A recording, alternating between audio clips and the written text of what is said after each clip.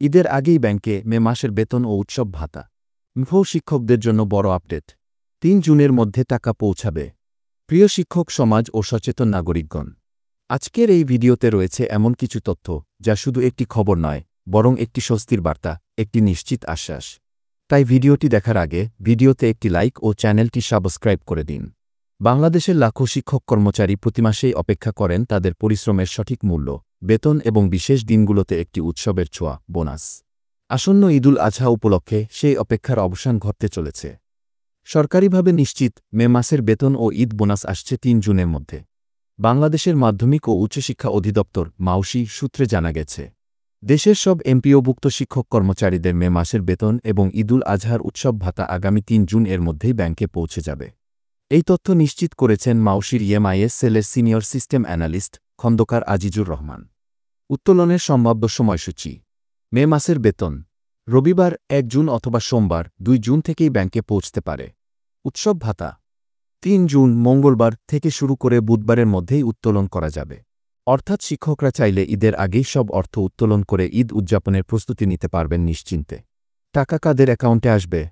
যারা school, college বা মাদ্রাসায় এমপিওভুক্ত শিক্ষক বা কর্মচারী, যাদের তথ্য সঠিকভাবে ইমেজ ও আইবেস সিস্টেমে রয়েছে এবং যাদের মে মাসের এমপিও ইতোমধ্যেই জিও জারি হয়েছে, তাদের ইলেকট্রনিক ফান্ড ট্রান্সফার পদ্ধতিতে টাকা পাঠিয়ে দিচ্ছে মাউসি ও অর্থ মন্ত্রণালয়। বোনাস কত শতাংশ? এই বছরের উৎসব ভাতা নির্ধারণ করা হয়েছে মূল বেতনের ৫০%।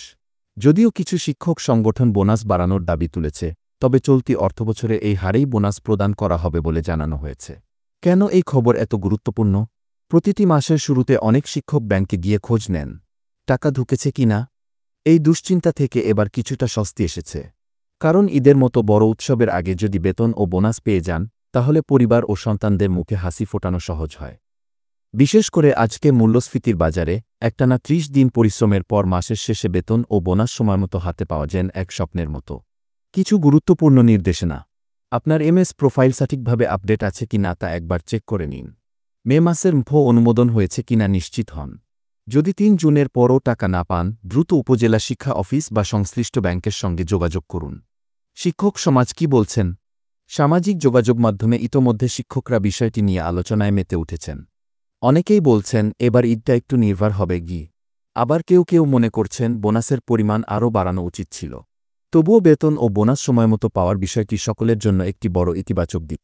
এই টাকা সরকারি কোষাগার থেকে দেওয়া হচ্ছে এবং এর অর্থ বরাদ্দ করা হয়েছে শিক্ষা মন্ত্রণালয় ও অর্থ মন্ত্রণালয়ের যৌথ প্রচেষ্টায়। সুতরাং এটি কেবল একটি বেতন বা ভাতা নয়, এটি সরকারি স্বীকৃতির প্রতিফলন, শিক্ষকদের অবদানের প্রতি রাষ্ট্রের সম্মান। বন্ধুরা, এই তথ্য যদি আপনাকে উপকারে আসে তাহলে দয়া করে ভিডিওটি লাইক করুন, কমেন্টে জানান আপনার এলাকায় বেতন বোনাস পৌঁছেছে কিনা। চ্যানেল সাবস্ক্রাইব করে পাশে থাকুন শিক্ষক সমাজের কথা জানতে ও জানানোর জন্য। শিক্ষক সমাজ বাঁচলে দেশ বাঁচবে।